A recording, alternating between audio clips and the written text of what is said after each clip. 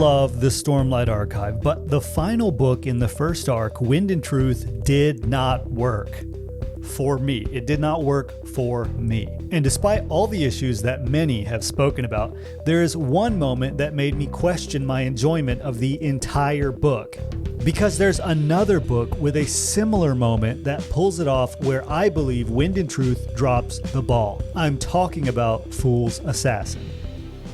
This video includes major spoilers for Wind and Truth, so I'm warning you now, if you have not read Wind and Truth, you should leave. I will also spoil the book Fool's Assassin by Robin Hobb. You have been warned. Hi, welcome to my channel, Hobby Porcus. I exclusively do spoiler-filled video essays on fantasy, so if that's something you're into, like, subscribe, or save this video for later if you haven't read these books yet. And if you feel it in your bones, leave a comment. The issue I'm talking about is the death of Dalinar Kholin, a character I've loved since his introduction in The Way of Kings. I've rooted for him.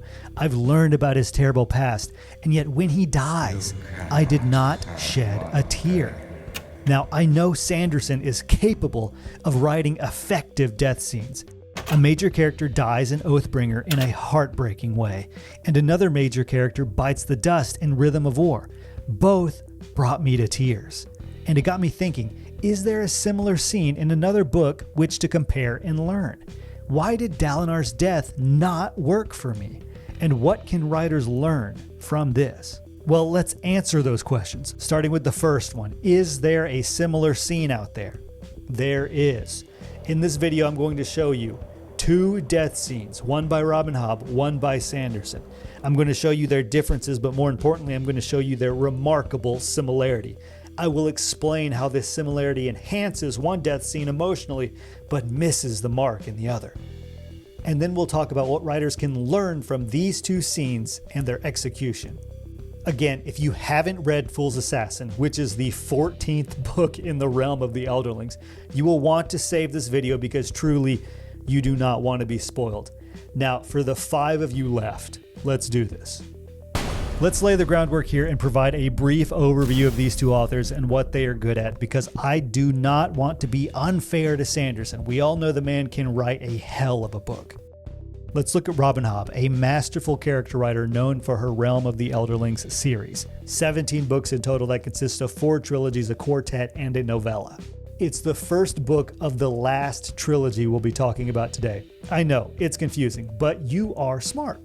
Okay, now Brandon Sanderson is known for his Cosmere, which is the universe in which many of his books are a part of, like Mistborn and Stormlight. His stories are fast-paced and his world building is on another level. We're looking at the 5th book within his Stormlight Archive series. Now let's take a quick look at the stories. Hobb's Realm of the Elderlings weaves a vast tale of magic, dragons, and politics. One of the main viewpoints in the series is Fitz's chivalry Farseer. Throughout the books, we see him fall in love, face heartache, and deal with trauma after trauma. In the 3rd trilogy of the series, the Fitz in the Full trilogy, we see him reunite with his lost love, Molly. Molly has been around since the 1st book. We see her as a little girl and watch her grow up. We see her and Fitz fall in love. We see the world tear them apart, and then finally, we see them come back together again. In the final trilogy, Molly and Fitz have a daughter, B. This is important. Meanwhile, Sanderson's Stormlight Archive is vast in a different way, spanning multiple realms of reality with a deep magic system. There's an all-out war for dominion of the planet Roshar. By the time we get to Wind and Truth, the pieces have been set up for the final confrontation between the leader of the good guys, Dalinar, and the leader of the bad guys, Odium. These two stories could not be more different. And that means the death scenes of these two characters also could not be more different. The setting in Fool's Assassin is a garden. Molly takes B out to tend her plants, while in Wind and Truth, the death scene is set atop a mountain fortress the size of a city, and the very weather is fighting itself, the clash of storms crumbling the very stone the adversaries are upon.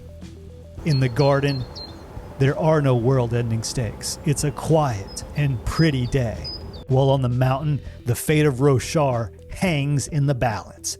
but I swear these two scenes have a single similarity that proves to be a genius writing move in one and a missed opportunity in the other. Okay, so what is this remarkable similarity? Each one of these scenes features a character reintroduction. They both take an established character and reintroduce them to the reader. The two characters I'm talking about are Gavanor in Wind and Truth and Bee in Fool's Assassin. In both books, we've seen these characters before. Bee as a baby and small child, and also Gavanor as a baby and small child. And then we get a new view on these characters, a reintroduction.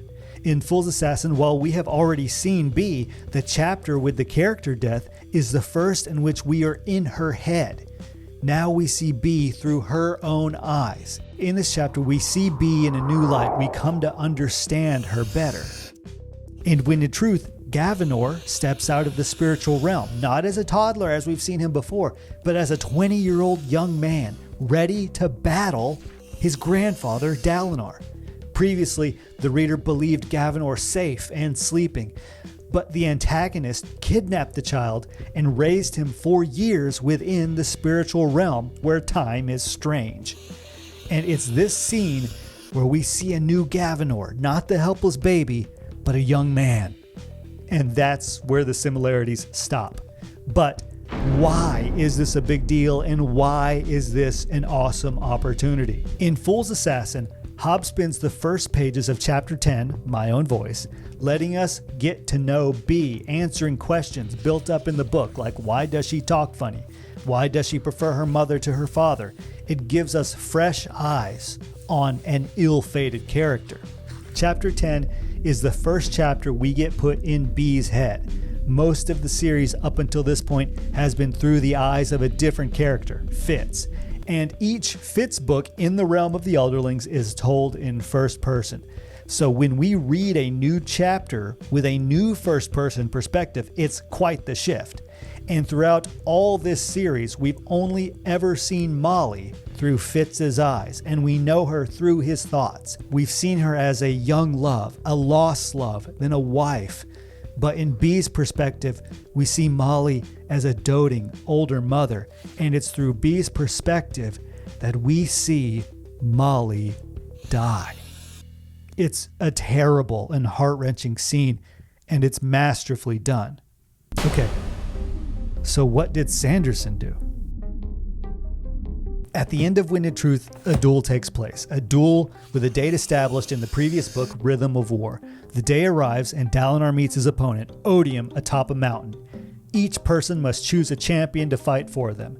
Dalinar has chosen himself, and Odium, in a twist, chooses Gavanor. Odium, having trapped and brainwashed Gavanor for nearly 2 decades in the spiritual realm to hate his grandfather. Dalinar refuses to hurt his grandson and instead faces Odium in a battle of ideals as the Everstorm around them gains strength. The last time we are in Dalinar's head, we get this awesome last moment. The winds picked up as Taravangian's anger built. Dalinar closed his eyes, ready to die right there, in that furious storm strong enough to flay his skin from his body. However, somehow within the tempest, Dalinar heard something, the sound of a man whimpering in pain. So Dalinar Kholin heaved himself up against the wind, his body breaking and blood streaming from him, to fight it one last time. Beautiful. And a perfect setup for what could happen next. But the next time we hear of Dalinar is this. Will the Spren really die if this is not done? Yes, the wind whispered. Dalinar Kholin is dead. Cultivation has been freed from the planet and runs, fearful of what she has done. Dalinar sacrifices his life to save his grandson, and Odium escapes. This is 1, 2, 3, 4, 5 pages later.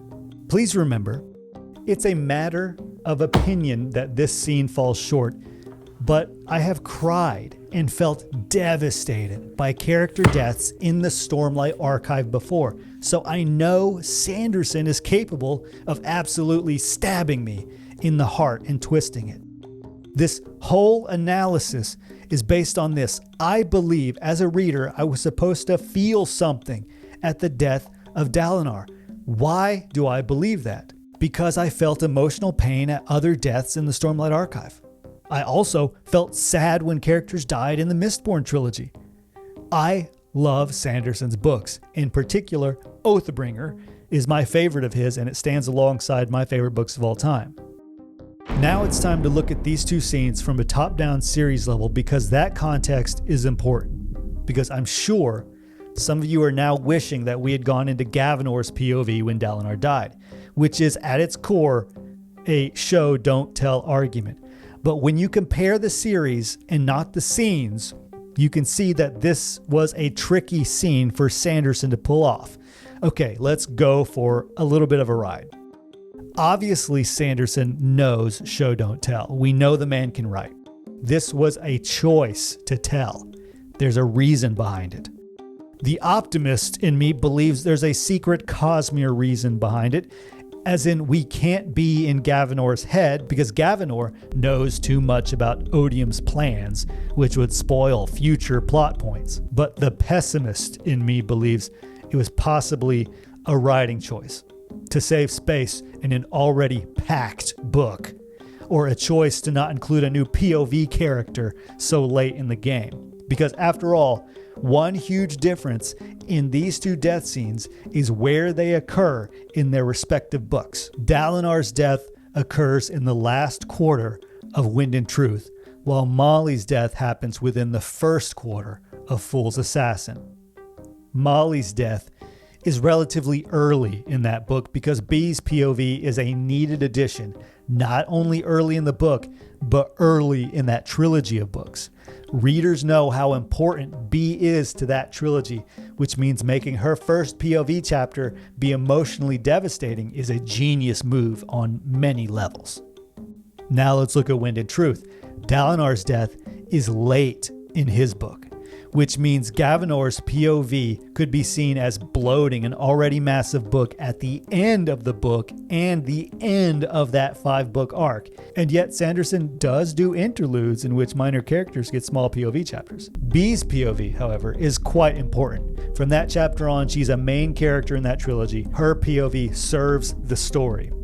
Gavinor's POV, on the other hand, would do what at this point in the book, or at this point in the series? It would only serve to show us Dalinar's death, maybe. It's quite a conundrum. But the reader in me is sad. Dalinar means a lot to me, and not getting to be there for his final moments feels like there's something missing in that book. I remember a bunch of similar scenes in fiction where a sacrifice play is made by a character. Tony Stark in Avengers Endgame. We see it.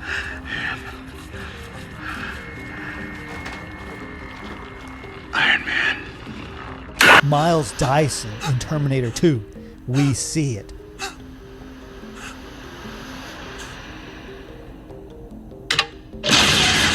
Spock in Star Trek II: The Wrath of Khan.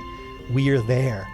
I have been, and always shall be, your friend.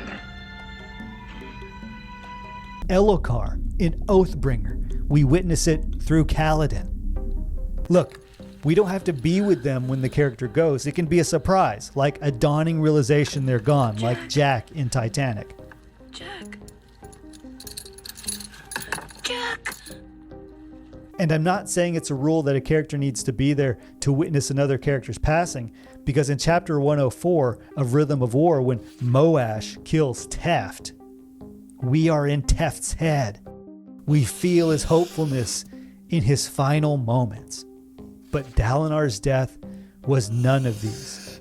And that's something to think about and study if you're a writer yourself. So today we learn that death scenes are hard. We learn that character reintroductions can serve stories in highly emotional ways. I showed you how one author used it to crush us and how another author took a different approach. We looked at the context of those scenes and how they affected each author's approach. If you're a writer, bookmark these two scenes. Remember, great artists steal. So don't just study what works, but study what didn't work as well. Thank you for watching.